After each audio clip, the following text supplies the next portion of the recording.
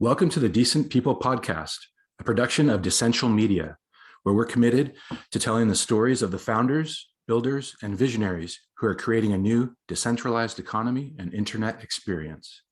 You guys know it as Web3 or blockchain, and we're going to bring you the smartest and most interesting people in the space for intimate conversations that reveal their background, how they got into crypto in the first place, and what they're doing today to make a decentralized future a reality. Thanks so much for joining us. Make sure to check out our site at decential.io. Now, to the show. Welcome back to another episode of the Decential Media Podcast. I'm Steve Glenn, your host, and this week we have the wonderfully talented concept artist, Robbie Trevino. Robbie has worked for a variety of different companies, ranging from Lucasfilm to West Studio to Polygon Pictures. His work, you can check it out online, is out there. It's incredible. Robbie, welcome to the podcast. Thanks for having me. Yeah. Well, maybe just to start, really excited to kind of learn more about your story and your trajectory and, how you got into the art NFT space. Growing up, did you always know you wanted to pursue art and was that always the goal, or how did you get involved? Yeah, so I've been doing the whole art thing professionally for about 11 years now, but I think I've always wanted to be an artist. Maybe artist wasn't the definition at throughout life, right? But I was always creating something using some kind of creative outlet. I know before I learned how to draw, I was building things like Legos and Lincoln Logs and Mega Blocks and things like that, messing around with clay, mediums, stuff like that. But I think I started taking art a little bit more seriously as a kid. I'm as far back as I can remember.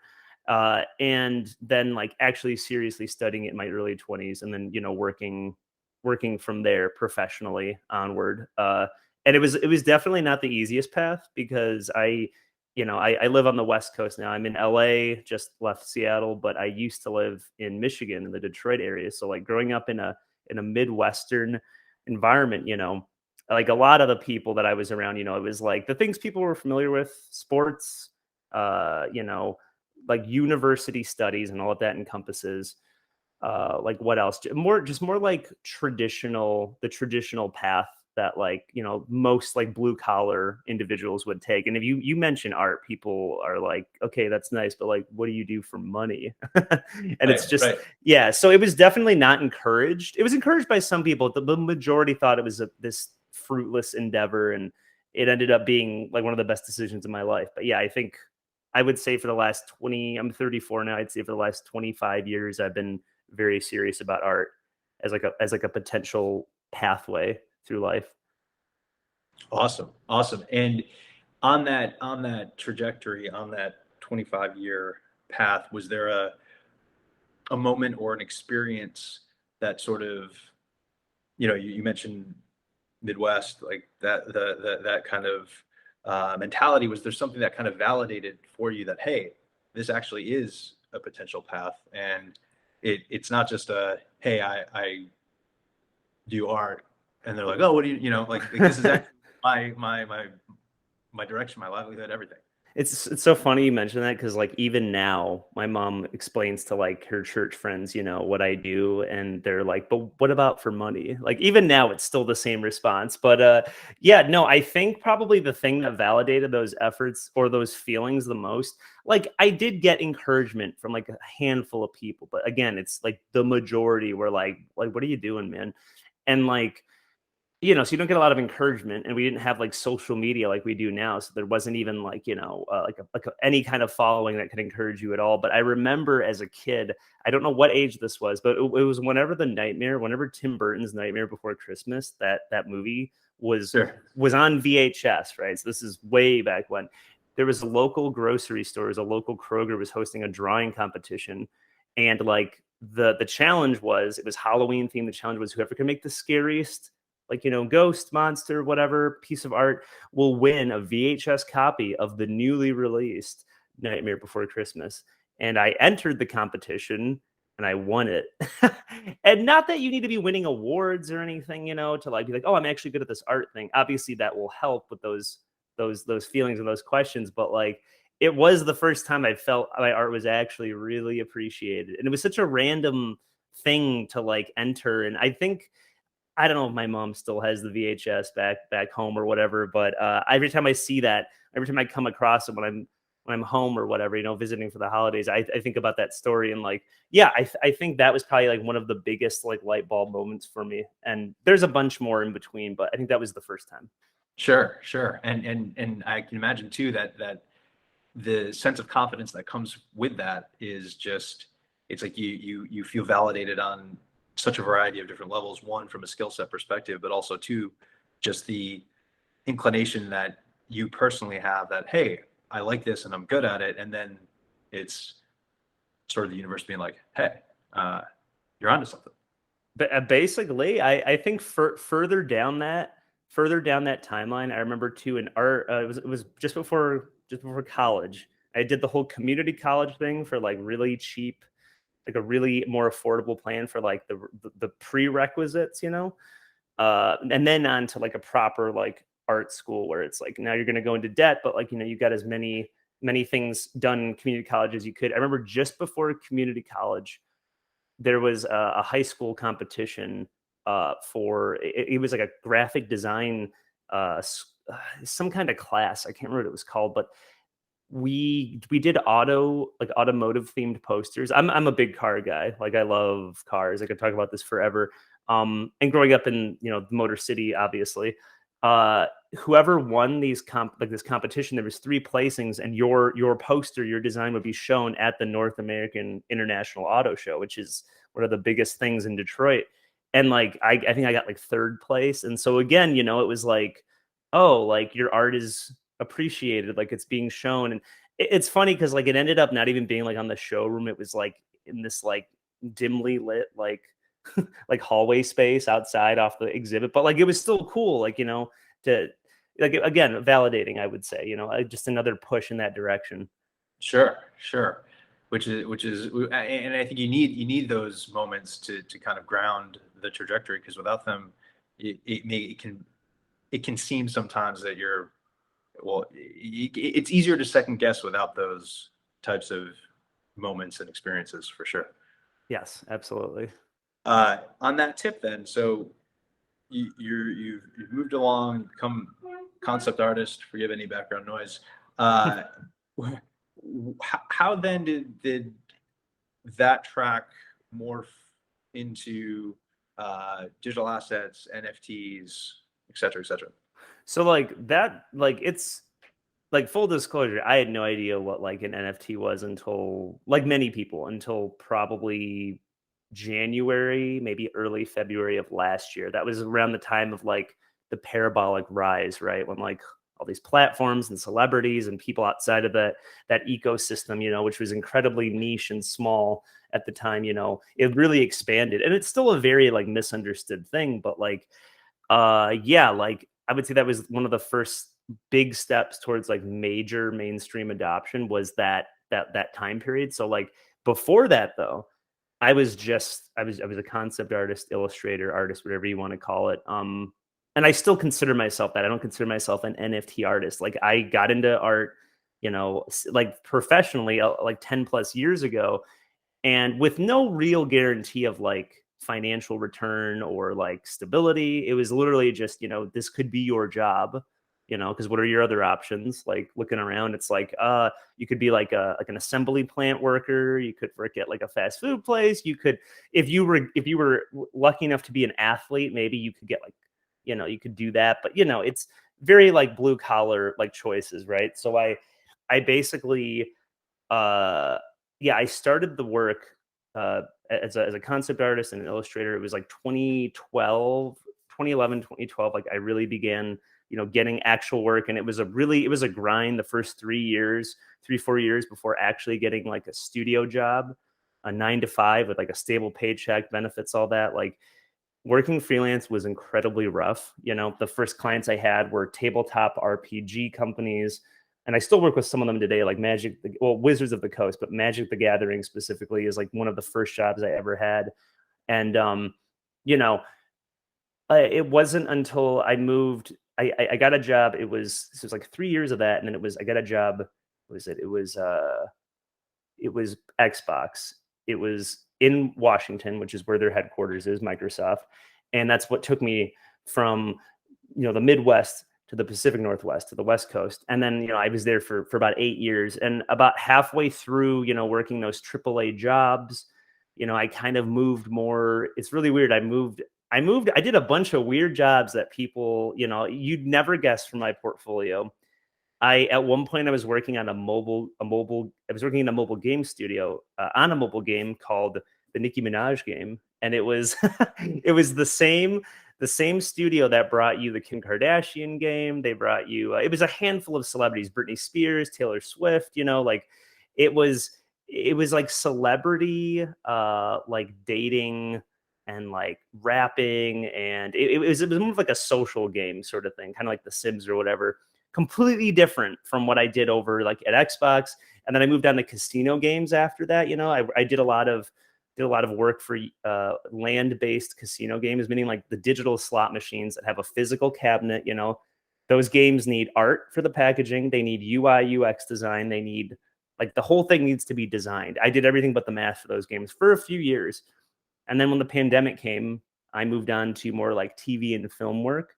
And, I started gravitating. One of the first big things I worked on like in TV and film was Love, Death and Robots. And that was back in 2019. And funny enough, the actual episode that I worked on for season 3 is like finally coming out in like, I think 7 days. So that's, it took a while, but that's how that goes. Fun fact, a lot of the stuff that you see come out from like let's say like a new TV show, a movie, something that required a lot of like design and like conceptual iteration, that it's very possible that the work that was done on that to bring that to fruition is like 3-4 years old.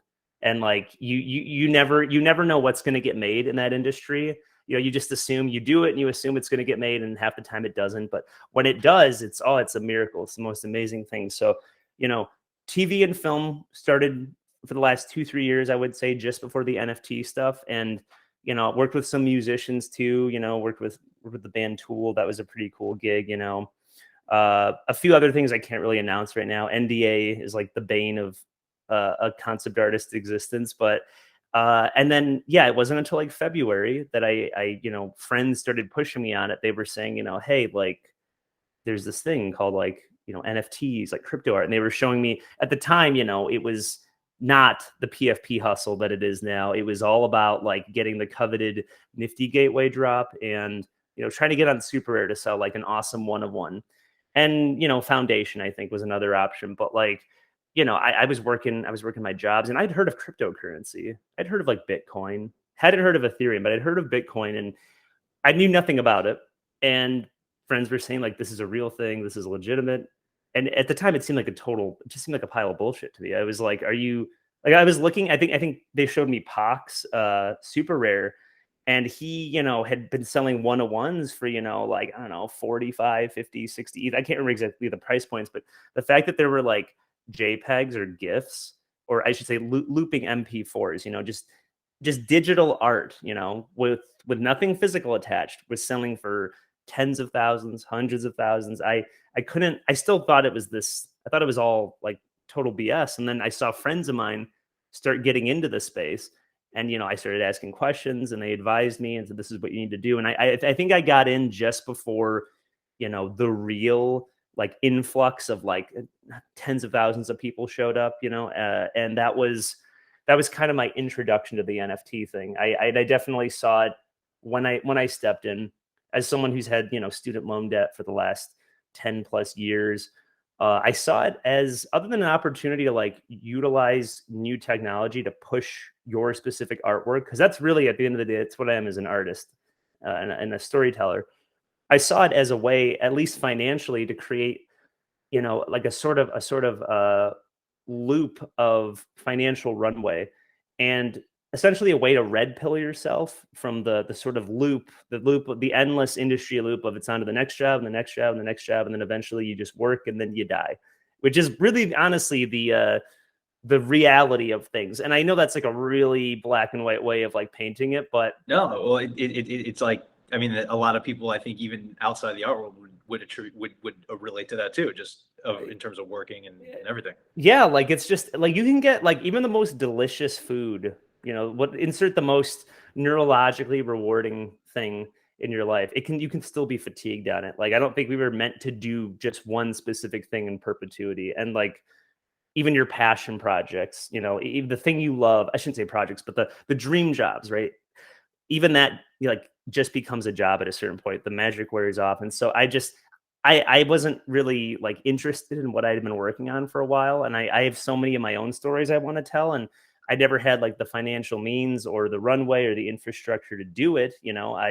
I would be doing just my own thing in perpetuity, telling my own stories at my own pace. But there's this thing called, cost of living and bills and all that. So I would always be working on other things. And it's not to say those jobs weren't very like rewarding, but at a certain point, you want to do your own thing. And I guess I reached it a little bit sooner than other people because 10-ish years is not like, I know people who have been doing this for like 30 plus years. So like this, I'm technically new still, but I was in it enough to know this isn't what I wanted. And what I saw was a chance to remove myself from that loop and create content in my own way with my own autonomy, like at my own pace, and like basically cutting out the middleman, the producers, the suits, the other invested parties, it's a chance for freedom, basically, is what I saw. And you're doing it with interesting technology because it is this rapidly changing thing that has changed, I don't know, 10, 20 times since I joined. Like it feels like NFT, like crypto time is not normal human time. It's like 20x the speed. I feel like I've been in it for like, 15 years and it's only been 1 year, like a little bit over a year, like a year and some change. Right. But that's pretty much how I got into it. Amazing. And I love that you had a very clear, or perhaps the clarity evolved as you went along of, hey, how this can benefit that old overarching vision of, hey, I'm a storyteller at heart. This is going to help that bigger picture goal. And it's just a kind of a piece of the puzzle in your overall overarching journey. Yeah, even like I agree. And when I started, again, it was all about the one of ones and collections of art. Like PFP, utility, these words, there was punks and I think like hash masks, and like that was it. Like so, like there wasn't really PFP community. Like this wasn't a thing, right? And I know a lot of artists who came from that same sort of era of like it was all about high end art, right? And hooking the whales and trying to get like a really strong collector base that really supported your art. That's still very much a thing in the space, but a lot of people who came from that, they're very upset, understandably, and frustrated, understandably, with like sort of the flavor of the week, which is PFPs. It doesn't exactly help you sell the art you want to sell right now. But the truth is the two can coexist. There's more than enough space in the metaverse, if you want to call it that, and like, or in the crypto ecosystem. And like, in my opinion, it's kind of a needed thing. Like it brings more people into the space. Like I know people who started with the PFP thing and now they're more onto like high end art, and then vice versa. People are just trying things out and seeing what fits. But I don't think anyone should really go, it's this or that. It's like, how about we have both and they're just different? This space is still figuring itself out. We got a long ways to go. Like it's, as everyone says, like we're early, right? Like it's a pretty new thing. Like it's still growing, right? So Totally. And real quick, for those who may not know what PFPs are, would you mind describing those to folks? Yeah, it like essentially like, so like the high end art is, either single editions of like, beautiful gallery art that you want to hang up, or, like a limited edition, right? 10 of 10, 5 of 5. PFP, it's just an abbreviation for profile picture project. And so, the idea is it's sort of like you're buying into, rather than, a single piece of art or, a few editions of art, you're buying into, there's varying numbers, 7K, 10K. I don't really know if it goes much over 10K, but maybe there's been some. Like the typical formula is 10,000 unique profile pictures, and it's this, it's essentially like an avatar of like maybe like a handful of characters, you know, and they have, think of this as like a video game with like, you know, it's the character builder stage, right? You're giving specific outfits, specific features, you know, skins, effects, maybe, you know, maybe the backgrounds are different. Like it's just like that's essentially what like these 10K projects are. And like in a way, what it is you're buying yourself. Think of it as a membership to a community, right? It's like you're buying. It's almost like the scene from what is it? I always compare it to this. Oh, American Psycho, right? Where they're showing each other their business cards, right? And like in a way, like you're basically buying membership to this like elite club, this community, right? And anyone can join, right? It's the question is like, can you afford this specific, you know, the price point, right? And obviously some have grown to be unobtainable, right? Like Bored Apes, for example, is this blue chip thing that basically is more valuable than the original, you know, I don't know if there were 10K punks, but like, you know, the original PFP project, which was CryptoPunks, right? And so, yeah, that's really all that is, right? It's basically high-end art versus, and not to say like PFPs can't be high-end, but like think of it as fine art versus almost like you're buying like membership to a club, right? Which is also a piece of art, but it is also membership to a club because then you do become part of that community. Right, right, which is a really interesting way to think about it because, you know, one you could say is institutional art, and the other is this new wave, as you're saying, of PFPs that are shaking it up. You know, it's disrupting, if you will, the art world, which is a good thing. You know, because as you said, you know, there's more access, there's more opportunity for people to get involved and to experience a different type of existence in that space that previously wasn't even available. I mean, you had to have the barrier of entry was far more exponential than currently. Oh yeah, I think the punks at the time that I bought my punk, you know, I guess with Ethereum taking, you know, the dip that it has recently, I would say it was probably a little bit less like value wise to USD than it is now, but you know, it was much lower, and CryptoPunks was also lower in price. And I was advised by you know, a really like he's a friend and a mentor, Tony Herrera. He's, you know, this massive collector of punks, you know, and a lot of people know him in the space. Really great guy. Check him out if you haven't. Tony Herrera does a lot of work with like the Latino community. He's definitely like an immigrant activist and a bunch of other stuff. He basically, you know, he told me, you know, like the benefits of owning a punk, other than it being a financial investment. The more I talked to him, the more we both kind of discussed it. And I realized, you know, like a good way as an artist, because artists weren't buying PFPs at the time. There's maybe one or two artists who did this because not everyone has the liquidity for it. But, you know, I thought to myself, me and Tony discussed it. Why don't I buy a punk? Not just because I want to buy it as like an investment to grow and, you know, sell for later, but it's because like I want to show the community that I am invested in this thing. And hopefully, you know, they'll take my art, my efforts, the things that I'm trying to talk about, things that I'm trying to do in the space a little bit more seriously.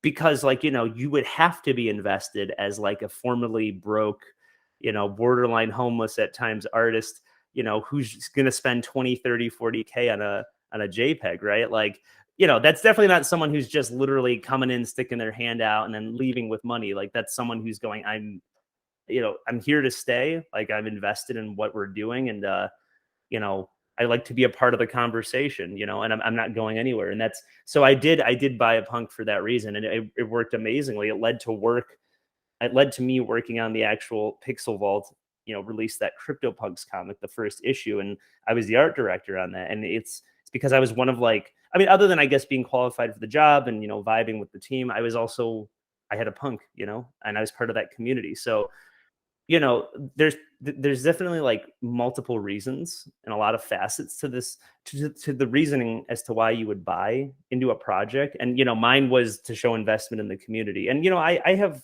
other PFPs as well, but yeah, I mean, I see a lot of value in it. And again, as an artist who like is really mostly here to like sell meaningful art, you know, I know that it can be frustrating, that, you know, sort of like people's attention is on this other thing called PFPs, but like I think the two are needed and I think they can coexist. Totally. And I think as the space continues to evolve, we're going to see more evidence to what you're saying of those two things, or you could call them even the gap between, I don't even want to say extremes, but those two different entities being merging and coming closer together. To that end, what would you say your mission is through your art? I mean, I've always wanted to tell stories. I mean, really, like that's I look at my old stuff, my childhood portfolio, and you know, it's full of robots and like buff lizard men and like frog people and all kinds of nonsense. But when I really look at what I drew, there's always some kind of story there. There's some kind of like narrative, you know, and it's wrapped in like aesthetically interesting design. I didn't understand, you know, design at the time. Design is a little bit different, like the term design from storytelling, but like, you know, it like math, it's a universal language. Once I understood like what is effective design, what is something like what makes a person, you know, find something aesthetically pleasing, you know, visually stimulating, like what's the psychology there? Once it was, you know, broken down and explained to me as a formula, I took that and applied it to all the interesting and weird stories that I've been telling. You know, like a lot of my work, you know, it's described as like body horror. It shouldn't be though, because there's no actual blood or gore or violence. There's a lot of like anatomical, you know, dissection and, you know, biological, you know, aesthetic, you know, I call it flesh tech, where it's sort of like, you know, mechanical mixed with biological. But like, you know, that is part of a larger narrative that I'm telling. And like, I know that most of my work that I've sold like within the NFT space is actually from a book project that I've been working on since 2016 called Numinous. And essentially what that is, you know, it started as a personal experiment in style, you know, with no guarantees of anything other than just, hey, I'm just finding a new creative outlet. I'm trying something. If no one pays me for it, it's fine, whatever. I'm just doing it for me. And then I would share it, and people had a, you know, really visceral, you know, almost like spiritual response to it. Like so many people are like, oh man, this is, you know, like you looked like a lot of other people before this. And like, that's not, you know, no shade. Like that is a good thing. Like you were always technologically proficient, but here, like you're saying something. This is substance. There's like a message here. Like what are you trying to say here? And you know, as I did more of these, I realized like, oh, I think I am telling a story. Everything kind of exists in the same world. There's all these creatures and, you know, characters and these like abstract, surreal environments. It's very like Moebius meets Salvador Dali. It's surreal. And not that I ever set out to be a surrealist, but you know, my art, you know, it kept inviting conversation. And that's what surrealism a lot of times is. You know, it's somewhat I shouldn't say misunderstood. It's somewhat abstract, but familiar. It's familiar enough that you go, I know what I'm looking at to a degree, but there's an abstract element of it that leaves a big question mark. And it's those question marks, right? Like those pieces of art, those experiences, whether it's like a movie with like a strange ending, or a book that didn't quite, you know, wrap up into anything, or art that is, you know, is open to interpretation. It's like that invites conversation. It stimulates people. It makes people interested.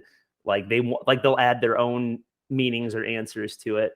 And my art kept doing that. But when I figured out, you know, like if I could distill this into something and give it an answer, like a beginning, a middle, and an end in the form of a book, which is something I've always wanted to do, like what would that be? And that's when I began to add writing to it. It started as art, then I would add writing to it after. And then once I learned a little bit more about writing, I began writing and then adding the art after, you know, writing it out sequentially. And I realized, you know, I kind of formed it into this story about, you know, I'm not going to call it an astronaut because we've already got enough of those. And again, this was 2016. Traveler, call him the Traveler. The Traveler, you know, crash lands on a distant planet, interacts with the indigenous life of the planet. I don't even call it a planet. I call it a plane of existence. It's very surreal, very abstract. And, you know, this goes over like 3-4 books, and I've already finished the first book. But essentially, like, you know, it's a story about the Traveler coming to accept that they're never leaving this alien world, this planet. It's very much like, what is it? Annihilation, that movie Annihilation. Sure. It's very, you know, like, it's like they've entered the shimmer. And so they're, basically this story, it's about them accepting, their place in the universe, and like, they were always meant to be here. And the Traveler is a metaphor for me. Like, I was talking about me, because this art, I started doing it in 2016. It was complete segue, or I shouldn't say segue, complete divergence from what I used to do. And, like, everything said, like, don't do this because there's no market for this. Like, I can't think of any studio that would hire you. And at the time, all I was trying to do for most of my career was just stay afloat financially. You know, People responded to it and said, like, I would watch an anime of this. I'd, collect toys of this. Like, what, this is amazing. This is the best thing you've ever done. And like, I realized that, like, through that process, like, I was accepting my own, like, artistic calling, which was to do this thing, to become this artist, to become that brand. And now I just am that. But, by like telling that story, that's essentially what I was doing, was talking about myself. And, it's a message. It's a pretty human story. I would say, like, a lot of people can relate to it, but, that's not the only thing I want to do with my art. But like, that is what I have done with my art, is, tell a story about myself. And, I've told stories about other people, other worlds, other creatures, other characters, other realities. I worked on Star Wars. I worked for Lucasfilm, and, that's a very cool and like fun and like expansive sandbox to play in. But, it's not my sandbox. I'm adding to the lore, which is it's a very fun place to be. But I would describe it as an Airbnb. It's a really nice Airbnb. It's banging, it's baller, but it's not your actual home. It's not your bed, the one that feels just right. And that's, to me, that's what Numinous is. And or any projects that I decide to endeavor on. And like, NFTs just provide like a perfect outlet for that, because it lets me, build a community, work on this thing, create like a following, like gain interest, and financially support it. And the whole idea is just to simply reinvest in that same thing.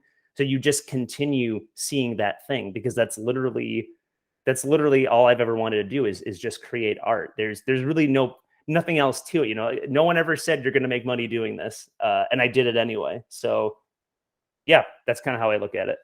Well, and it's awesome. And it's like, I think that's what you're describing really is it sounds like the journey that a lot of folks go through, which is getting to the point of yourself.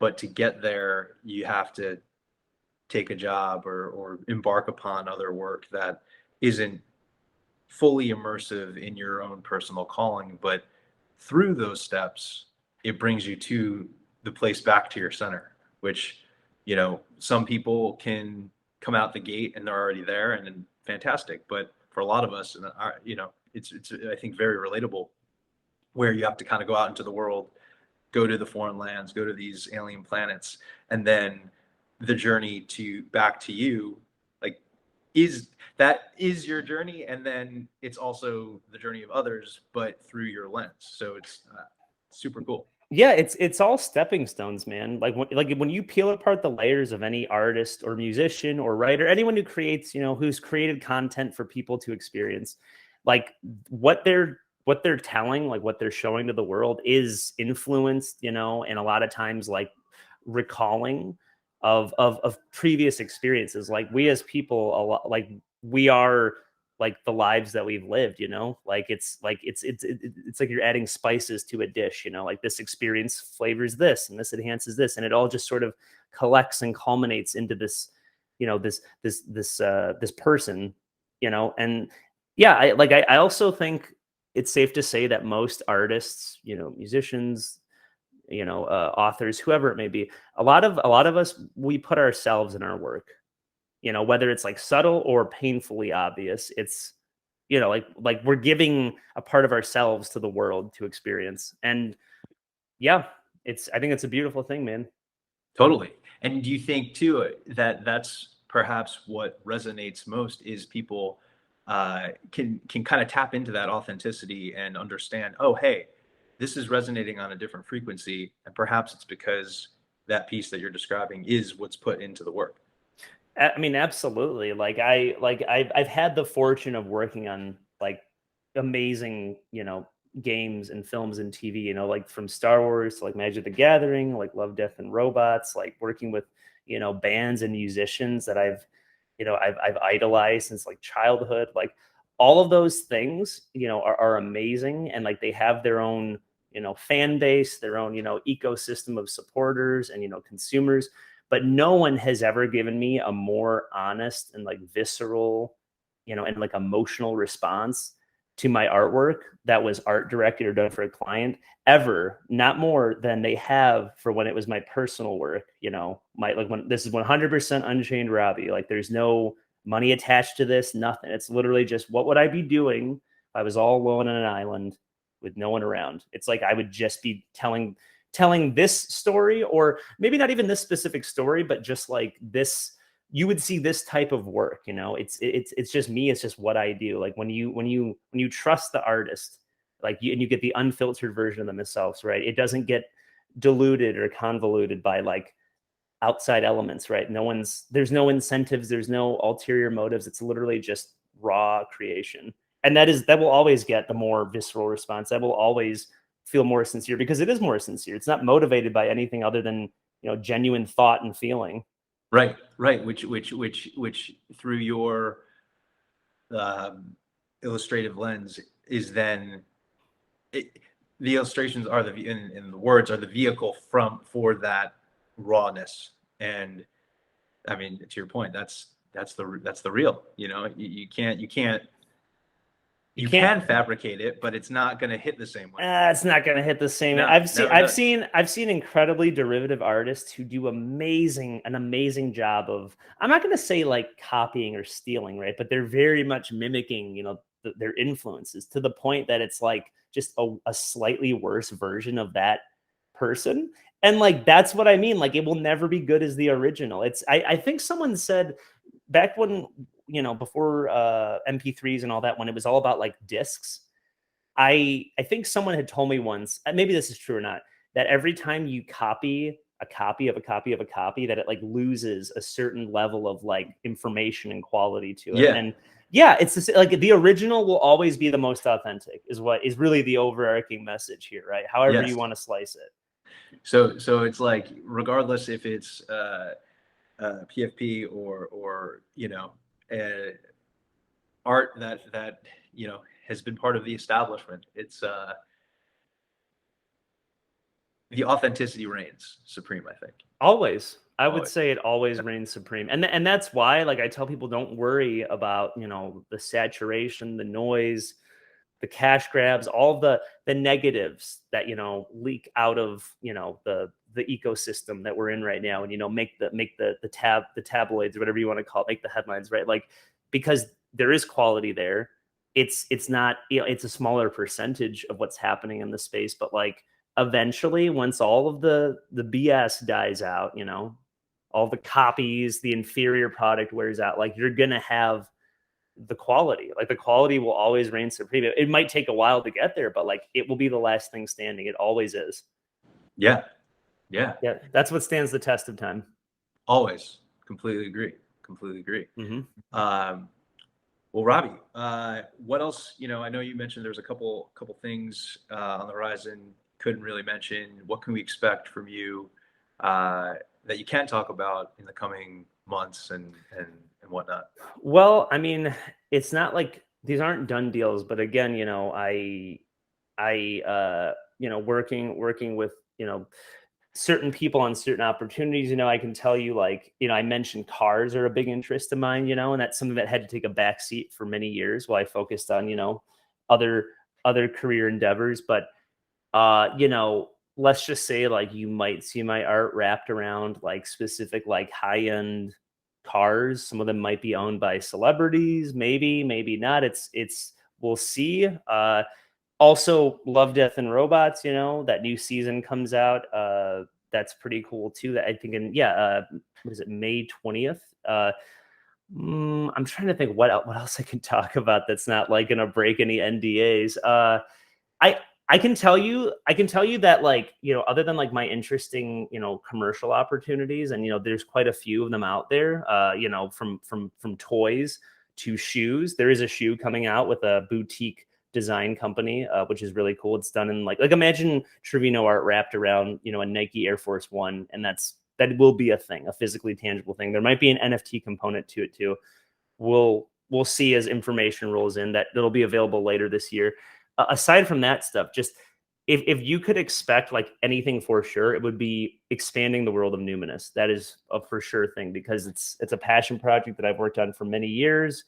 And, I will continue to work on, it's going to take many forms. And right now, like it's sort of existing in, the ecosystem, of what we call the crypto space, or the cryptosphere, the NFT space. But that's a story that's expanded. There's definitely people that are interested in seeing it come further to fruition. And it started as a book project, but it's a multimedia project at this point. I'd like to get, physical sculptures done at some point. Like I would want to see like a toy line come out like in the not so distant future. So that's a big maybe as well. We'll see how that goes. But yeah, I don't know. I just expect more of my art. I know that's like very vague, but it's just like I've been doing this my whole life. Like I'm not stopping anytime soon. I'm not going on a hiatus. I can't talk about so much of it, and it drives me nuts because like you just want to talk about it and you can't. But be ready for more. There's more stuff coming, and it won't just be digital art. You won't just see it in a screen. Love it. Mm-hmm. Awesome. Well, Robbie, this has been a fantastic conversation. It's another episode of the Essential Media Podcast, Decent People. It's been a pleasure with Robbie Trevino. I'm Steve Line, your host, and thank you very much. Thanks for having me.